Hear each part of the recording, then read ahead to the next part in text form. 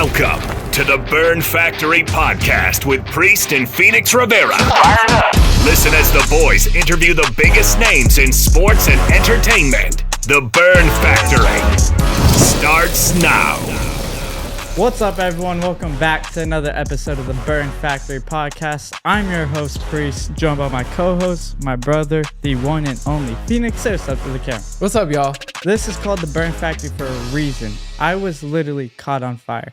50% chance to survive, but through that started this podcast because I believe every single person out there on this planet goes through a burn moment somewhere in their life. You heard Priest say a burn moment. So a burn moment is a super hard time in your life that you have to fight and overcome. And me and Priest believe that every single person on this earth go through burn moments that truly make them who they are. But what an amazing guest we have today, Priest. Our guest has truly lived a life of up and downs, but is now one of the UFC's biggest prospects. He's currently the number 9 ranked UFC lightweight in the world and has many championship fights on his horizon. So please give a warm welcome to Jalin Turner. Woo!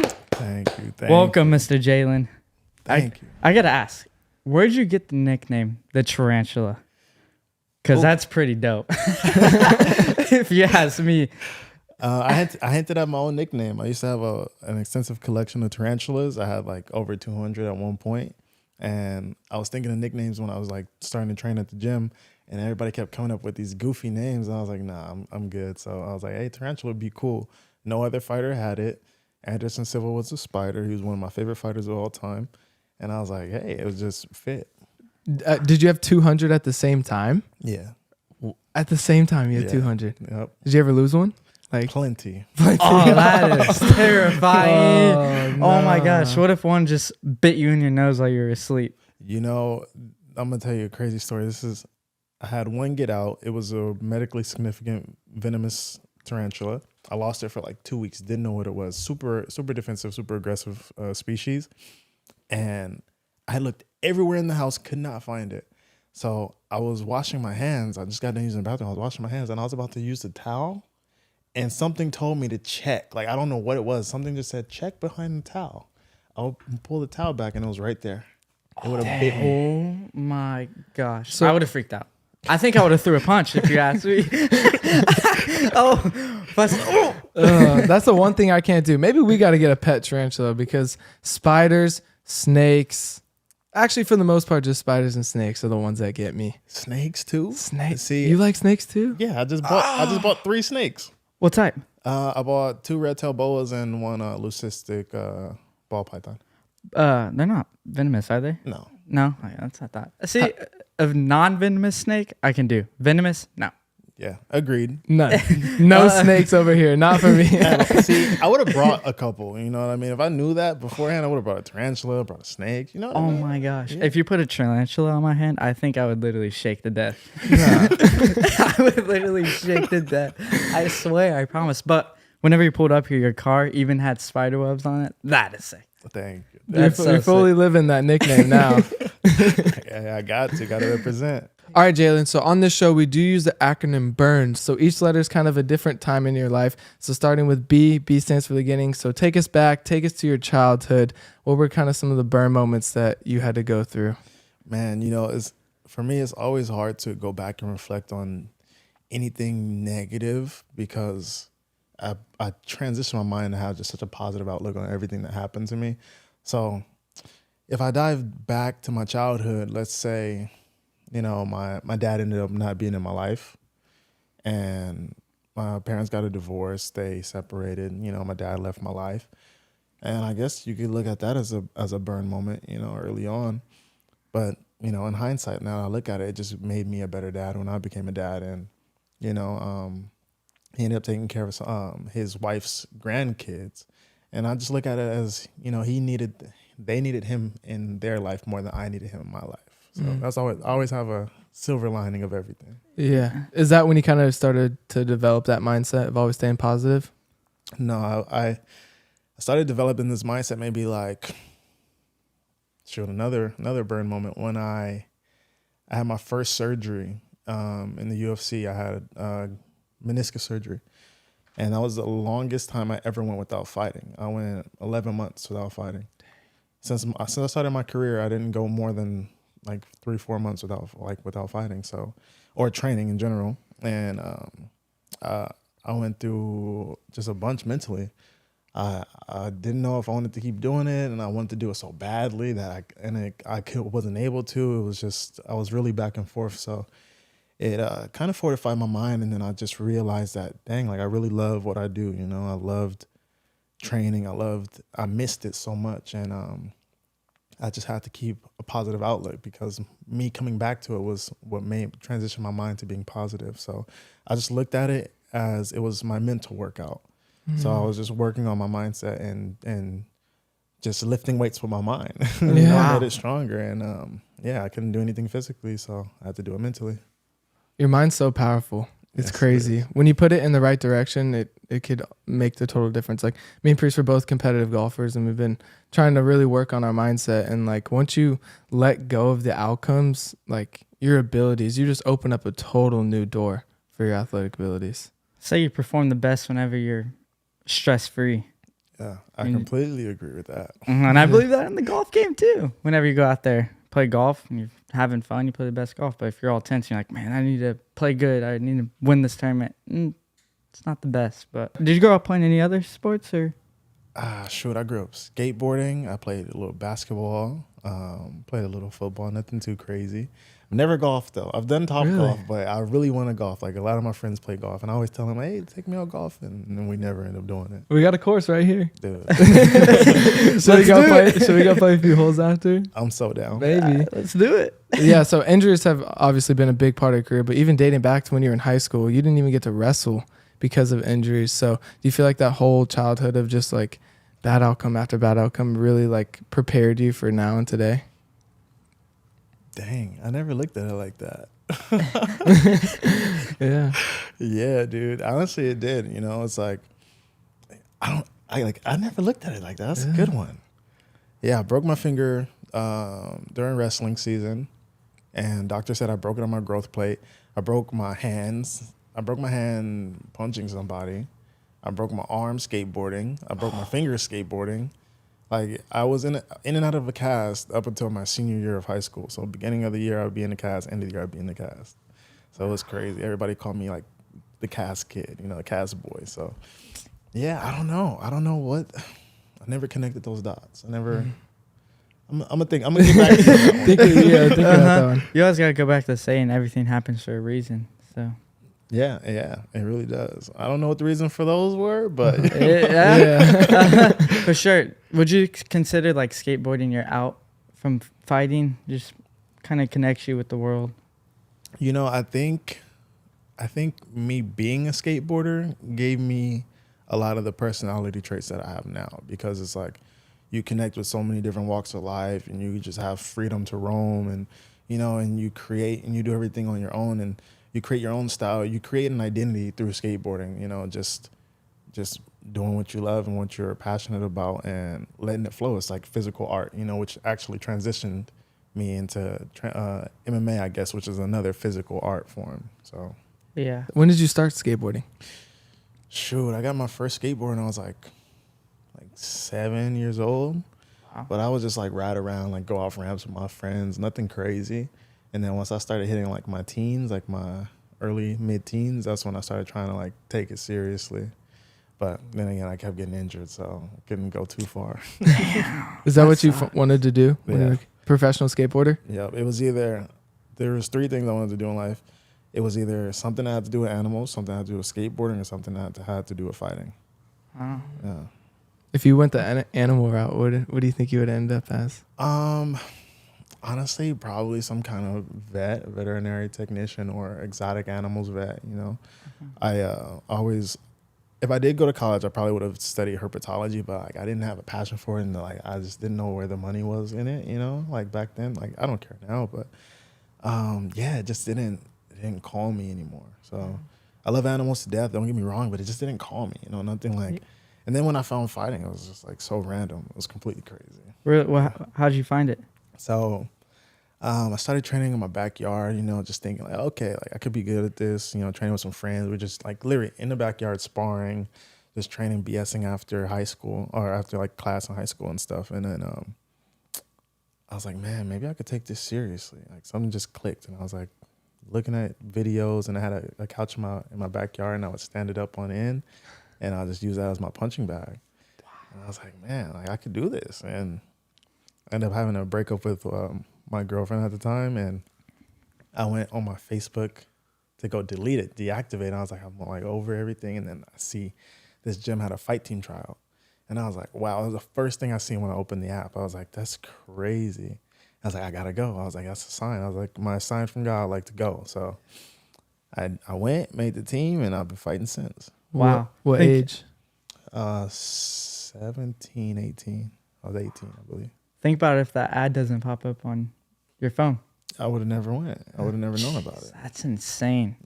It's back to what you say. Everything happens for a reason, and it kind of just, God kind of just guides you through every step of the way. And but going in back to fighting, when you took your first amateur fight, what was that like? Did it become real quick? Yeah, it's actually funny because my very first fight I lost. Not many people know. Yeah, I lost my first fight. They threw me my first fight after like 3 months of training, but like I instantly fell in love with the feeling because I hadn't felt anything like that. It was an amazing experience. Like I loved being around people that cared about me after, and just going out there and trying to perform. It just felt good, Like I got out grappled. You know what I mean? Like the kid was my buddy. He's actually my friend now, Jacob Rosales. Yeah, so it was against him, and I threw a head kick. Boom! Almost put him out, and then he was like state champ wrestler and just wrestled me. Yeah, but it was an amazing experience, And I always tell people like that's another burn moment. Lost my first fight, didn't let it hinder me, and I kept at it. Yeah, that's for sure. You see a lot of people lose their first fight and they're like, oh, I'm done with this. Especially in amateurs. You're just like, oh, I'm not good enough. But sometimes you just got to suck it up and go through suck it up and keep going. How many amateur fights did you end up doing? I was 6-2 in MMA, and then I did 2 Muay Thai fights. Yeah. How's the Muay Thai fights? Muay Thais were fun. It was fun, Was it? Yeah, it was cool. It was an experience. It was just, I don't know, it was just fun. I don't know. Seems so fast paced, Muay Thai. Yeah, my first Muay Thai fight, it was just go, go, go, go, go. It was crazy. Yeah. Second one, I kind of just cruised and chilled. Like, I know what I'm doing now. You didn't have to worry about the wrestling. Yeah, that's for sure. Yeah, and that was a big game changer. Do you think you would ever do another Muay Thai fight later down the road? Or no? No, probably not. Probably not. Two and done. They'd have to pay me a lot of money. Yeah. Yeah, I don't have any ambition to go do that. You know what I mean? Like I want to continue to enjoy fighting for the UFC and get that title, and I'll be chilling. For sure. That's good. So now that you were professional, or you turned professional after amateur, then you got onto Dana White's Contender Series. Talk about that moment. I know it's kind of a really crappy ending, but talk about what was it like fighting on Dana White Contender Series? Man, it was crazy because I had just started working at UPS, maybe like a couple months, like a month before that, before I got the call. And I told them like, hey, I got this opportunity for this fight, blah, blah. Like, can I like if I leave, like, can I ever come back? And they were like, nah, if you leave, you're done. And I was like, all right, I gotta go. So yeah, I just knew that was my opportunity. And I knew I'd be in the UFC soon after that fight. So I left that job. I won the fight, but I didn't get the contract. So, it was an amazing experience though. It's like my whole life, you just look back and see like all the risks I took and everything that, I wasn't sure, the outcome, but I have faith about it. You know what I mean? So, hey, it all turned out well. Did you feel like quitting in the moment after what happened? Just like, you know what, like this is going to be a long road to get back here? No, not at all. I think the only time I ever really, there's only been like 2 moments where I felt like I would quit. Or like give up. And it was when I had the injury, and then it was after, I forgot who I fought. And then my coaches are looking at me like, they're like, shut up. What are you talking about? Yeah. So yeah, that was the only 2 times. I think the second time was like I think I fought Gamera, and I was like a little upset. And then they're like, shut up. Like, you did great. What are you talking about? I was like, well, yeah, you're right. Yeah. Well, we were at that fight too, the Gamarot fight. Oh, yeah. Uh-huh. We Yeah. thought you won. Yeah. I think the whole world thought you won. I think I won too. I looked back and watched that one, and I definitely, like, I got control damage, you know what I mean? Like, aggression, I win on those categories. Like, he did get he got more grappling control, I'll give him that, but he didn't do anything with it. Yeah. So it is what it is. That's the hard part with judging in the UFC. It's like, what really is the number one thing? Is it damage or is it wrestling? And I think it varies from judge to judge. Yeah, it does. Which is tough. But it's cool to see you wrestling from your first amateur fight to getting out wrestled to arguably one of the best grapplers in the entire UFC. And you stood your ground in a fight that we both thought you really won. Thank you. You know, and that's another thing I wanted to see too. I wanted to see where my grappling would stand against one of the elites. You know what I mean? Like, because that's literally what I have to face going up in the top 5 is just the really tough high level grapplers. You know, besides the older dudes that are still banging it out, like, you know, Gaethje, Poirier, you know, Oliveira is a high level grappler. Beneil is, Arman, and Islam. They're super high level grapplers. You know. Yeah, for sure. But who do you want next? I should say. Man, I'm not big on calling people out. You know, like I'm gonna end up fighting everybody. You know what I mean? Like, I just keep it respectful. Like, I would like to share the octagon with Beneil Dariush. That would be fun. But you know, if it doesn't happen, I don't. You know, doesn't bother me. You know what I mean? Like, I'm not. Oh, I gotta fight this guy. I don't care. In God's timing. Amen. Exactly. In God's timing. All right, Jalin, it's time to go to U and burn. It stands for unfortunate. Just like how I mentioned at the beginning of this podcast, I was unfortunately and severely burned in the school science experiment by my teacher. That went horribly wrong, blew up like a bomb in my face, and I was immediately rushed to ICU, where I spent a week there, had 7 surgeries with a 50% chance to survive. Because with burns, the swelling gets so bad around my neck that they were worried about my breathing stopping. And hearing that as a 13-year-old kid, you're like, whoa, you don't want to lose your life. Like, you have such a long life to live for. And whenever I was in the hospital, I was like, what's the one thing in my life that brings me joy? And it was golf. So I had my dad go get my golf putter, and I put ball after ball after ball into this little glass jar. And I truly believe if that burn moment doesn't happen in the hospital, I'm not alive. I don't have this podcast, nor am I talking to Jalin Turner, number 9 lightweight ranked fighter in the UFC. So give God credit to keeping me alive still. And yeah, it's hard because like, we're people of faith. Like, we grew up going to Christian schools, and I know you are, but like, in that time, especially for me, like, that's my little brother. Like, as bad as it is to say, like, there's so many bad people in this world. Like, this is a 12-year-old kid, so pure, like, still so young. So, like, why? But honestly, I feel like that was God, like, testing us and testing our faith for him. Is like, no, you have no idea what's coming for you in the next couple of years. And now we have a podcast. But for you in your life, you talked about the burn moments of all these injuries that you've faced, even since being a little kid to now. But are there any other unfortunate burn moments that you had to overcome? I actually have to give a little credit to my sports psychiatrist, because here's something a little bit unfortunate, I would say. Before or after I fought Dan Hooker, I seen him in the hospital, and I was really like, I was just caught off guard, like, with how like much damage I put on him, you know, and it made me feel bad, like, because that's when I was really like amplifying in my faith, and to see him like that, and to think that I was like, you know, I literally went home to my family like the next day. Like, he had to stay in the hospital and have surgery and stuff. Like, it made me feel bad, you know.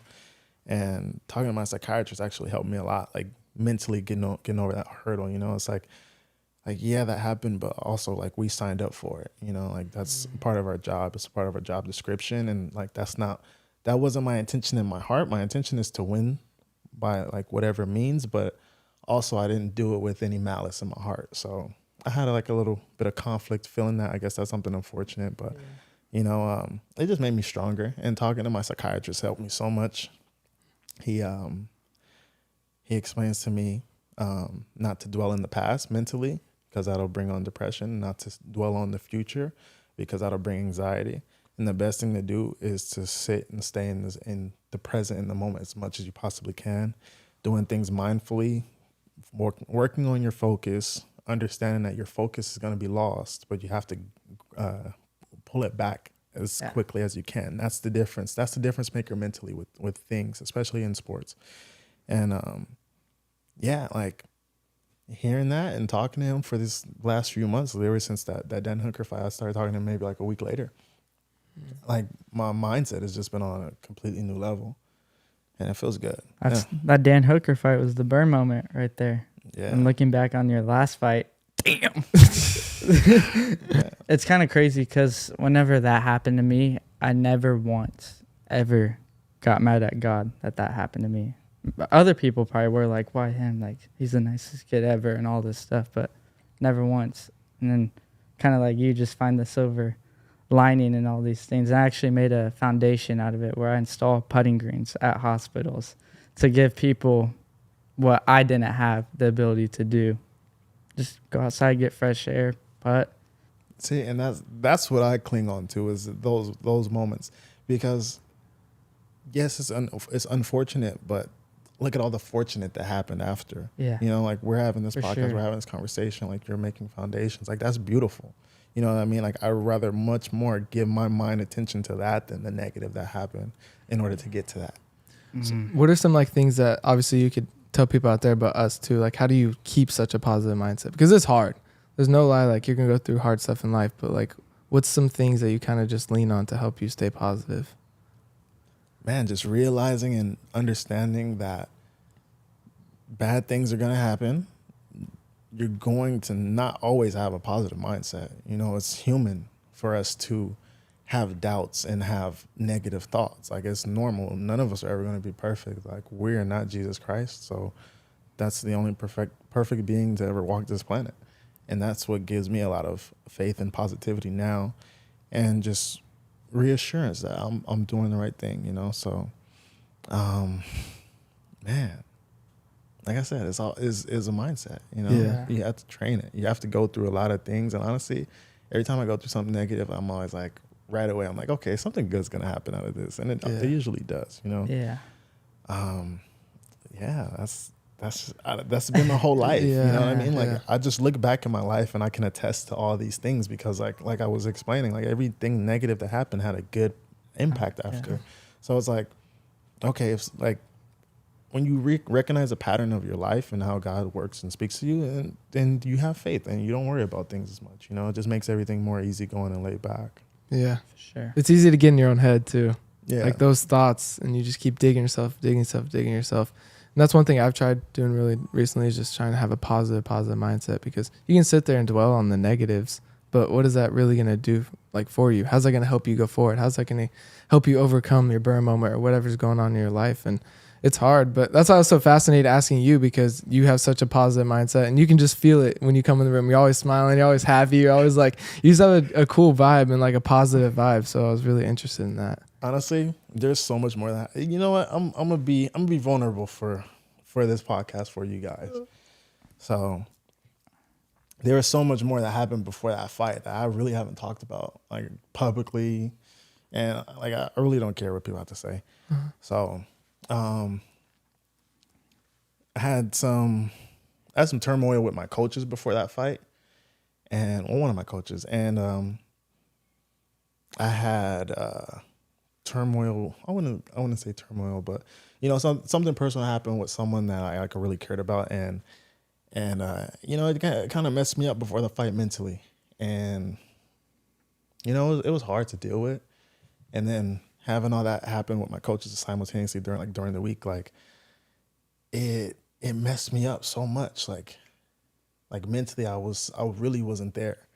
And I was just like in a whole another world, but I knew I had to still do my job because I've been through that before. So that experience kind of helped me previously. But yeah, one of my coaches kept kind of like pulling me away from the other one because I did like some training with him and like in another country, whatever. And you know, I just kept feeling like this push and pull, like there was no connection during my fight week.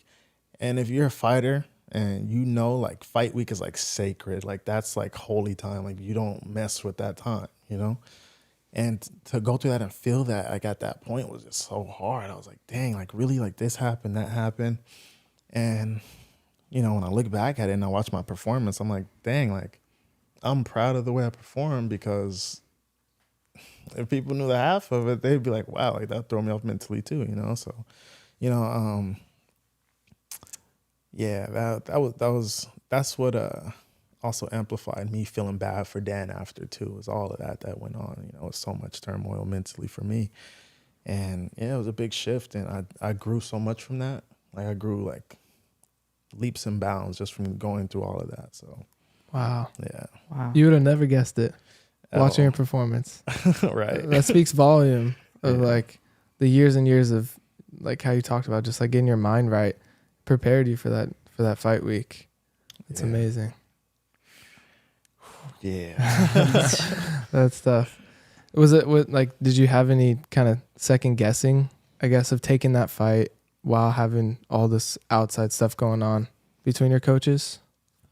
No, because all that happened fight week. I thought everything was pretty cool, but I did feel the disconnect before the fight, but to see the actions behind it, because, you know, like, usually people could put their face on and like put everything aside for you because they know like their sole purpose for you fight week is to make sure you are successful, and to go through an experience where that wasn't the case with someone that I was close to for so long, it was kind of like, you know, it was like hard to deal with, because like, man, like we're all in this together at this point, you know what I mean? Like, we all have the same objective. We're all trying to get a victory because we're all doing a job. You know, it's a business at the end of the day too. So you got to look at it that way.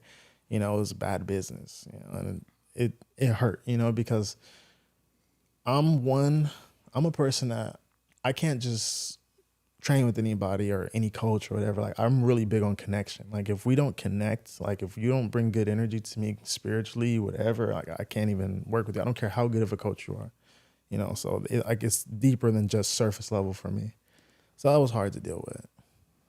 How'd you even manage to deal with all that stuff? Man, honestly, shoot, I just had to put it all to the side, you know. I just, you know, I had kids to feed, you know. Yeah, I don't know. I literally just went in there and just went on autopilot. I don't know. You know, I'll glory to God for giving me strength to do that, you know. So, Yeah, for sure. and, That's you know, amazing. Yeah, everything that I went through previously, I guess it just prepared me for that moment. And then, yeah, you know what's crazy? I talked about this. So I fought Dan. Dan was getting ready to fight Bobby Green. Dan had to pull out because of injuries that I did to him. I step in and fight Bobby Green, and I get the victory. I thought that was so crazy. I thought that was like literally like just the significance of God's work, you know? Because what are the odds? I miss weight when I fight Dan. He pulls out from injuries that like I gave him, that he sustained fighting me. You know, he got my 20% of my purse. I come back, I take the fight short notice. I get a performance bonus, and I make the most money I've ever made in my career. And it's like, wow, like that was, I don't know. Like, I just can only be grateful to God for all that, you know? Yeah. So It's like you said, there's always something good coming after something always bad that happens. But you mentioned you do have 2 kids, right? Yeah. A boy and a girl, right? Boy and a girl, yeah. How has having them in your life changed you, like, fighting? Man, when I had my daughter, that's when I went on my win streak. That's when I didn't lose for a while until those 2 controversial losses. You know, Still haven't lost for a while. Man, they're just, it's different when you have something that you're working towards providing for. You know, it just added a boost for me. And I had my kids young too. Like, I had my son when I was 22. So I was going through, you know, still getting to the process of making it to the UFC, working overnight jobs. You know, I went through so much. And yeah, they motivate me, you know. They bring me joy, they bring me peace, they bring me happiness, they bring me chaos, they bring me a little bit of everything, you know. It's all Patience. Yeah, patience. Most definitely. They just made me a better man. You know, having kids definitely made me a better man, and I appreciate them. And I've always wanted kids. You know, I'm definitely really family oriented, especially with my little ones. You know, like I love them to death. So, yeah, it's just made me better. You know, it puts a smile on my face. They're my little blessings for sure. Do you bring them around the gym a little bit? Yeah, all the time. So when I have them, they go with me everywhere. You know. Okay. Yeah. Do you want them to fight one day or no? I don't want them to fight, but I want them to learn how to fight. Yeah. You know, Yeah. just self-defense reasons. That's sure. about it. Especially the world now. You Yeah. gotta have some sort of mixed martial arts or anything. I guess I would say I kind of grew up doing judo, but he mostly grew up doing I grew up judo. doing judo. That's right. Yeah. So my dad was actually on the Olympic team. Oh, So we were word. born in Colorado Springs, and unfortunately, he broke his leg a couple weeks before the 1996 games. Burn moment, but after that, kind of propelled their life. But again, just like self-defense and knowing how to protect yourself. Like Bree said, this society now, it's crazy. But do they kind of have an itch for it a little bit? Like, do they like rolling around on the mats and the dummies and stuff? Yeah, my son loves it. He definitely wants to wrestle and grapple and punch. We're always messing around. Like, he loves it. Every time he sees me, he tries to like punch me. It's fun. So It's easy, man. Chill out. and he punched me the other day in the stomach, and I usually can take a body shot, but he hit me really hard. I was like, dude, you're hitting hard now. I was like, wait. I was like, whoa. You can't hit me no more. How old is he now? 6 6. years old, Oh, yeah. okay. What's their names? Josiah and Jayana. Okay. Yeah. The Jays. The Jays. Yep. All the same initials, JJT. Oh, that's pretty sick. Awesome. This portion of the Burn Factory podcast is sponsored by Phoenix Salon Suites. Please visit Phoenix Salon Suites at PHENIX Salons SALON Suites SUITES.com to find one near you. As you guys may know, I was tragically burned in a school science experiment by my teacher that gave me a 50% chance to survive. And through that, I have to wear sunscreen every day for the rest of my life. And as being a golfer, the brand I trust is Kula. Man, look at this bottle. Kula. This just screams beaches, waves, and sun. So let's give this a smell. The nice man. wind of a Tropicana breeze. This is smelling like Hawaii, our favorite place. So next time you guys need sunscreen, go get yourself Kula. You'll thank us later. All right, Jalin, it's time to go to the next letter in Burn. It stands for R. R's ridiculous.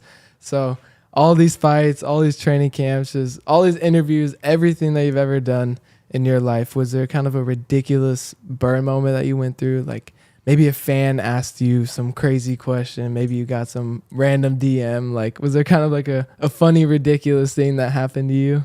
A funny, ridiculous. There's been some ridiculous things for sure. I think the funniest one would probably be this lady asked me to sign her breasts. And I said no. I'm not doing that. I apologize. I'm not doing that. I can't. Was this recently? No, this was years ago. Oh, years ago. Yeah, I don't even remember how long ago that was. But yeah, I was like, no, I can't do that. Sorry. Yeah. Did she just come up kind of randomly? It was like, Jalin. Dang, Yeah. not even a meet and greet or anything. Yeah, no, just random. I think it was after I fought, actually. Oh, was it? Yeah. Mm-hmm. Was this in the UFC or way before? This was, I think I was at King of the Cage. Yeah, this was before the UFC. So this is Yeah, I fought at Citizens Bank Arena in Ontario.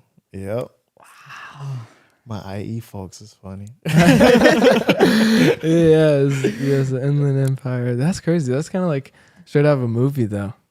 Straight out of a movie. Kinda. Yeah. that's awkward though. If you're like, were there a bunch of people there too? Or? It was like I was like post fight like with like core people, and she's like I'm just taking pictures with a bunch of people, and then when she comes up, like takes a picture of me, and she's like, oh, can you sign? And I was like, no. I think I ended up signing her arm or something. Yeah, I was like, That's crazy. yeah. Any other ridiculous fans? I don't know. No, honestly, they're usually pretty respectful and cool. You know, nothing too crazy. Yeah, that's good though. Yeah, I don't think I attract. Because fans can be crazy sometimes. Oh, definitely. I don't think I attract crazy though. So That's good. Yeah, that's good. But Jalin, I do gotta ask, what was it like making your UFC debut on one of the biggest cards in the UFC ever. You know, And Conor McGregor and Habib. it was weird because when I walked out for that fight, I did not feel nerves. Really? Yep. I was so calm. I felt like I was going to go spar. Yeah. It was weird. But yeah, I mean, they seen me perform on that card, and then, you know, I just kept getting put on big cards, and yeah, I'm used to it. I like the pressure. I like the lights. I'm always going to go out there and perform. I'm always going to go out there, and because my style is interesting, you know, like I'm primarily a striker, and I don't try to do anything boring. So yeah, they put me on the big shows, the big cards. Yeah. And you can do some jiu-jitsu too. Brown belt Yeah. in BJJ. Little The something. black belt coming soon? No. I don't think so. I haven't trained in the gi in so long. I don't even remember the last time I trained in the gi. I used to hate jiu-jitsu. I almost didn't do MMA because of jiu-jitsu. Really? I'm such a visual learner, and jiu-jitsu was so kinetic for me, like hands-on. Like I would just get caught in like the dumbest things, and I'd be like, it's been months. How am I still getting caught in this? You know, and it's just like, yeah, it frustrated me, but I kept at it. Yeah, there you go. Now you're a brown belt now. So do you train mostly no gi? Yeah, mostly no gi, mostly like MMA grappling. I transitioned away from jiu-jitsu for a little bit, you know, just because certain styles of the people in my division are, you know, more wrestling based. So Yeah. you know, I fought jiu-jitsu guys. I don't really worry about the jiu-jitsu guys. You know, it's more about like the wrestling, the smash and pass, the ground and pound dudes that, Yeah. you know, so I just put my energy towards that. So you shifted mostly towards wrestling based? Yeah, Yeah. Makes sense. The whole top 6 of that division is all wrestling based. exactly. Outside of like Poirier. To some Even degree. really Poirier to some degree has some decent wrestling. Yeah. I feel like the UFC nowadays, you have to be a mixed martial artist. Oh, There's you no have other. It's not like striker versus BJJ. It's not wrestler versus BJJ. Like everyone is good at everything, and to be elite in this freaking company, like you gotta have everything. Especially to be ranked too. Yeah. And especially the lightweight division. Gosh. I think it's the best division in the UFC. For sure. Has to be. Toughest division too. For sure. How tough was breaking the top 10?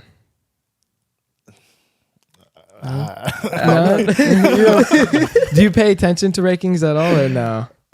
Yeah, now I do. Now I pay attention, you know. It's like you know, when I fought Brad, I cracked the top 15, and then I fought, who did I fight after? Gamrot. Gamrot. And then, but I just kept floating because people were like shifting in and out. And then I fought Gamrot, and then I fought Dan. And then I just fought Bobby. And Bobby, I don't know where Bobby was, but he was up there too. I think he was like 12, 13, you know? Or he was, I was 12, he was 13. So, you know, and then, Now you're up at 9. yeah, so that's just how it goes. Yeah. Did you ever think you'd be in this spot? Always the goal. Always? Yeah. I'm still not where I want to be. But, you know, just in due time. Yeah. I'm in no rush anymore. I used to be in a rush. Now I'm chilling. Yeah. Really? Yeah. Just whatever happens. Let Dana and Hunter figure it out. Exactly. Yeah. I'll be ready. What do you mean you were in a rush, just to get to the top, or like rush into the next fight, or rush into the next camp? Like what were you rushing about? Man, like, it's just like my whole like MMA career was like a rush to get to the UFC. And then when I got to the UFC, like I was still in the rush to like get to the top, have these big fights. And then when I had that injury and I had to sit my butt down, I was like, all right, I'm chilling. So I've been chilling since, because like I noticed the more time I took off and just trained and just grew, the better I would perform when I came back. You know, like look at the difference from the Dan Hooker fight to the Bobby Green fight. Like I looked so much sharper, and it's just because I got time to develop. So give me all the time to develop y'all want. Yeah. Just let you sit down and just keep learning and learning, because you're really still a baby kind of into this. Yeah, dude. I'll be 29 this year. That's crazy. Wow. 29. And you started at 16, maybe? Like 17? 18. Yeah. When did you Dude, turn pro? Shoot. Like, maybe like 6, 7 years ago. Okay. So Yeah. In I've been in 6 UFC. years? Yeah, I've been in the UFC like, I think this year will be my 6th year. wow. 2018, 18, 19. So in the same year you 6 went years. pro, you were in the UFC too? Or you got signed to the UFC? Or the year after? I think like the year after. The year after. Yeah, so when I started this, I gave myself a 4-year goal. I was like, since I didn't go to college, I was like, this is my 4-year plan. I'm going to give this my all for 4 years, see how far I get. If I fight in a big promotion by the 4th year, then I'm on the right path. So I ended up fighting in Bellator, like right before, like I hit like mid 4th year. And then I fought for them again the next year, and then got into the Contender Series, you know. But once I fought for Bellator, I was like, all right, I'm here. I'm on the right path. Like, this is where I need to be. So, yeah, I kept at it. Was the goal always to get to the UFC? Yeah, you know, I kind of got upset with Bellator because they said they were gonna sign me and they didn't. But like, yeah, but I ended up getting to the UFC because UFC was definitely always my mindset and my goal. You know, UFC champion. So yeah, it just all worked out. And see how much the sport has grown in 6 years is crazy. Oh yeah, dude, I look at the people like in the back of the division. I'm like, you guys are good, bro. Like, Yeah. whoa. Yeah. It's crazy. Just to see everyone grow and grow and grow and grow is cool. And to see you grow and grow just from fight to fight. Yeah, trying to. Trying to, yeah, exactly. Yeah, so all right, Jalin, it's time to go to the next letter. It is N. It's kind of 2 parts. It's now and next. So what are some burn moments you're kind of going through now? What are some burn moments that you see coming in the future? Top 5 fight next. Oh, yeah. Top 5 fight. Okay, I would say top 5 either this year or later this year. And then title fight coming soon, maybe later next year, possibly. And then Later 25. Yeah. True, that's it. And then I don't know about negatives. Mm-hmm. I don't look forward to those. I don't look at those. Yeah. You know, like if it happens, and we just deal with it. Yeah, for sure. You working on any projects or? Dude, fight game? I need to like venture out and spread my wings, you know, like spread my tarantula legs. Into like what? Like Everything. what interests you besides skateboarding and fighting? Skateboarding, animals, and fighting. That's all I really know, you know. So, I mean, I don't know anything else. Like, I just want to start monetizing outside of just fighting, you know. Like, sponsorships are cool and everything, but I really want to start building more lucrative like business ideas and aspects, you know, and just investments in that way. So, just continue to make the income grow and, you know, bless others. Yeah, for sure. Make a cool energy drink called the Tarantula. That'd be crazy. Or something. I was just sitting here brainstorming. That'd be dope. Or I mean, you have a mind for the game, so why not start like breaking down fights and going that route? Because I'm too humble of a guy and humble of a guy. Like I don't want to, like I wouldn't want to hurt anybody's feelings. Like I get it, we're in the fight game, but like, you know, like I don't want to be that guy. You know what I mean? Like this is not me. Like I would love to be an analyst. I'll analyze something, but like to pick between two people, especially if I know one of them, like I'm already be biased at that point. So, I wouldn't say biased. I will be trying to save somebody's feelings with the words that I say. Yeah, you know? So makes sense. Yeah. Go into more brand deals and Yeah. clothing or something. Come up with your own shoe. Yeah, you know, something crazy. Yeah, something like that. I see the shoes. You're in the shoes. You know, I bought my first pair of Jordans like 4 years ago. Okay. Yeah, my first pair ever. I wasn't ever really big into shoes growing up.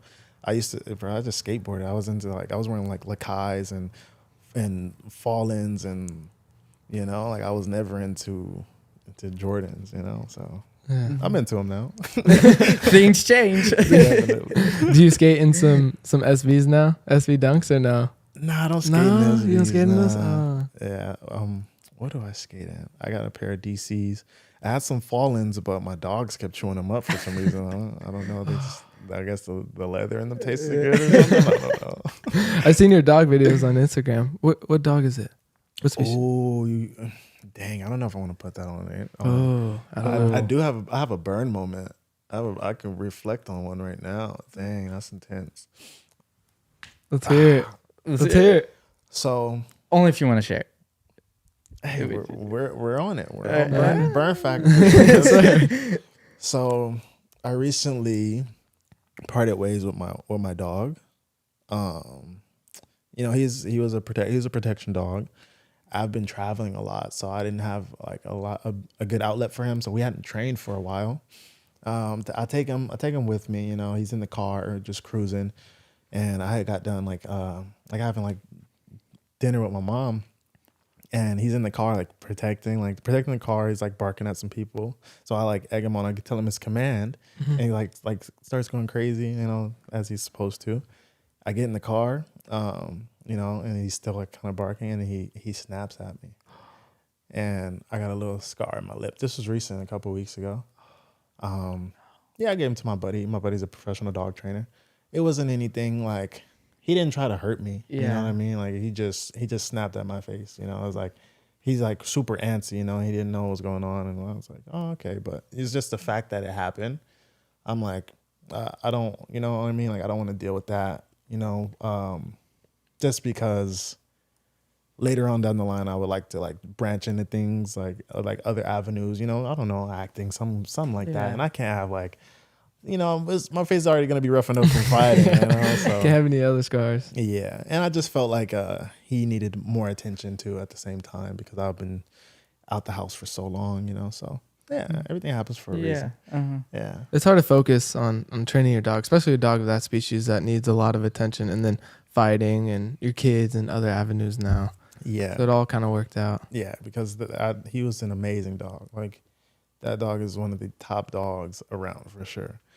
And, you know, it is what it is. And I think it had to happen that way, because I probably wouldn't have let him go, because he was that good of a dog. Wow. Was he your only dog too? No, I had his nephew. So I ended up giving his nephew back to the breeder, you know, because like I just didn't want to, you know what I mean? I just didn't want to neglect my dogs. So I love my dogs to death, you know. So, you know, I just put them in better hands that were gonna do better with them. So it is what it is. But that was a recent burn moment. That hurt. Like I dang near shed tears. Like I was like, oh my dog. Like Oh yeah. I had him since he was a little puppy. You build such an emotional connection to him. Like our little dog, we have a little Maltese, and he's like 10 pounds, but like I love that dude to death. Yeah. Like to see anything happen to him and stuff. Yeah, dude. It's hard, but you know, he's taking care of my buddy's taking great care of him, sends me updates on him. Like he's happy. Like I'm happy for them. You know what I mean? Like, and he's gonna do more with him training wise than I could have. So, you know, like I love the dog game. I love the aspect, but yeah, it is what it is. You know, like I'm telling you, like I'm just easy going, laid back. Like I don't, you know, no ill will towards anything. Yeah. Sure. You're always just chilling and one foot in front of the other. But I do have to ask, because it's kind of surfacing the internet a little bit about your last fight was the stoppage with Bobby Green. What is your thoughts on that? Was it late? Or I mean, you're in the moment, so it's hard for you to kind of hold back. But what was your thoughts on it? It was very late. Man, like honestly, I should have stopped. You know what I mean? Like I definitely should have stopped sooner. But a lot of the punches were hitting his arm, you know? So I wasn't thinking anything of it. And finally, when I did land clean, that's what put him out. Like, because everything was really grazing him. Like it looked bad, but it was really grazing his arm, you know? So when I got a couple like by the ear, that's when he, you know, but it could have been stopped sooner, you know? And I was just so hyped in the zone. And like, even when I fought Brock Weaver, you know, I think Herb was my ref that fight. I dropped him. I was like, all right, he's done. Like, I knew he didn't want to fight anymore, and I walked off. And then Herb's like, no, come back. Like, the fight's continuing. Like, he let him up. I was like, all right, let him up. Let's go, you know? So from that experience is why I had that different result with Bobby. I kept the fight going until the ref told me to stop, because that's a part of my job. But also, you know, I do feel like, yeah, I should have just looked up at the ref like a little bit, like yo, bro, like come on. But it's, you know, we're humans, man. We're humans. We all make mistakes. We cannot be perfect, like I said earlier, and it is what it is. You know, Bobby got up. He was healthy. He was okay. Like we talked about it. Like we're cool. There's no, that's good. You know, he's not salty about anything. Yeah. So that's what makes me feel good about the situation. You know? So it is what it is. There's no bad blood. Yeah, that's good. It's hard because you're just in that zone. Like you're in that killer zone. And to be able to stop, like you see some people stop. I'm like, dang, I don't know how you do that. Dude, I wasn't sure. Excuse me. I wasn't sure about my shape. I knew I could go like 2 good rounds. I was like, man, if it goes to that 3rd round, and then Bobby's tough. So if he would have like came back and then like, he has cardio. So I knew he was ready. He was getting ready for a 5-round fight, So I was like, he has the advantage in the cardio aspect. So I was making sure like on top of that, I had to finish the fight right there if I had the opportunity too. So yeah. What was it like taking a fight on a week's notice? Man, it was crazy. Like I said, if I hadn't been talking to my psychiatrist and just, being mentally strong and fortified, I don't know if I would have. Because honestly, I turned the fight down a couple times before they finally like got Really? me. Yeah, to say yeah. The same fight? Yeah. Bobby Green and Austin? Wow. Yeah, I turned it down. And one morning I was like, I feel like this fight's going to happen. Talked to my manager, and then they came back, and I was like, all right, I guess I got to fight him, 9 days. And I did it, and another thing too with that, like I wanted to show the world that I can make the weight, you know what I mean? Like, because I missed weight before, and I knew everybody's like, oh, he's not going to make it, this weight bully, blah, blah, blah. I was like I will make it. Like, I'm not going to sign on the dotted line if I wasn't going to make it. So I did. And that's what that was my victory, like my personal victory. And then everything else was just like icing on the cake, Yeah. So, Didn't you make 155 too, right? I mean, I did 156. Oh, you did 156. Yeah, 156. Oh, okay. I was about to say, that would have been the nail in the coffin, and like championship weight, baby. No. Honestly, if I had more time, I probably could have. But they played me on the scale anyway, Like we did the pre-check, and I was 150, 155, 156, and then we go out, and then they're like 157. I was like, what? I was like, there's no way. And then we go back, and then we step on the scale. So I'm like, yo, 156 right here. Like, then they had me go back out, and I was just like, there was this MMA outlet that like posted it right away, and he left it up. Like I seen it after the fight. He was like, Jalin Turner misses weight, no surprise here, blah, blah, blah. I was like, bro, you're so lame. I was like, bro, you could have definitely deleted this by now. Like, you're lame for that. But it is what it is. Yeah. Is it hard to not pay attention to that stuff? Especially you and being top 10 now, you get all kinds of hate and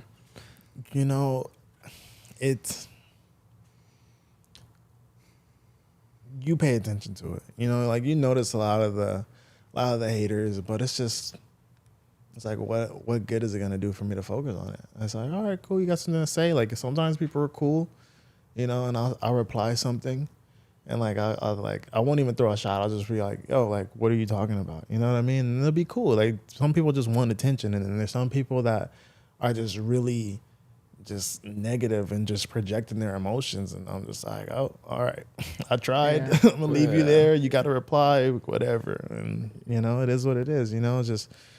Just I don't know. I couldn't be that guy. You know what I mean? Like I'm not gonna sit here and talk a bunch of trash on people. Like I got better things to do in my time. But I'm happy, so it's like, why am I gonna go project negativity when I could go project happiness? So. Yeah. There's this quote I heard a long time ago. I can't remember who said it, but it was like, all the haters you have, the only reason they're hating on you is because 99.9% of them would want to be you right in this second. I think that speaks a lot. It's like that saying, they hate you because they ain't you. Like they do.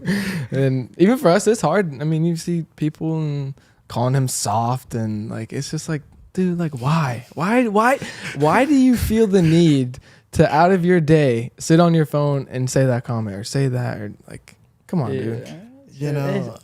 It's a part of the game. Exactly, it is. It's funny. Like Sean Strickland, he always calls me soft. I'm like, bro, like this is who I am. You know what I mean? Like the way I look at it, it's like I'm gonna be who I am. Like I'm not going to sugarcoat anything for nobody.